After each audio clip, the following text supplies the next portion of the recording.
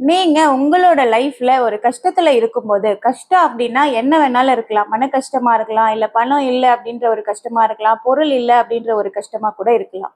நாம அந்த மாரி கஷ்டப்பட்டுட்டு இருக்க சிச்சுவேஷன்ல நெறைய பெர்சன் நம்மளுக்கு உதவி செய்வாங்க. அதே மாரி நாமளும் அவங்க கஷ்டப்படுற டைம்ல நாமளும் போய் உதவி செஞ்சிருப்போம்.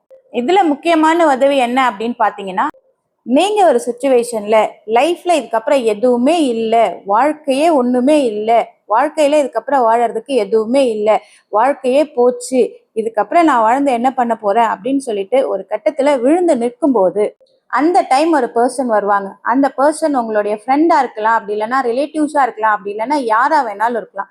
அந்த டைம் உங்களை பூஸ்டப் பண்ணி உங்களுக்கு ஒரு கான்ஃபிடென்ட் கொடுத்து இதுக்கப்புறம் லைஃப்ல நீ நிறைய வாழணும், நிறைய பார்க்கணும் அப்படின்னு சொல்லிட்டு உங்களை ஒரு திடப்படுத்தி மோட்டிவேட் பண்ணி உங்களை ஒரு கட்டத்துக்கு, அதாவது ஒரு நல்ல ஸ்டேட்டஸ்க்கு போகிறதுக்கு அவங்க ஒரு காரணமா இருந்திருப்பாங்க.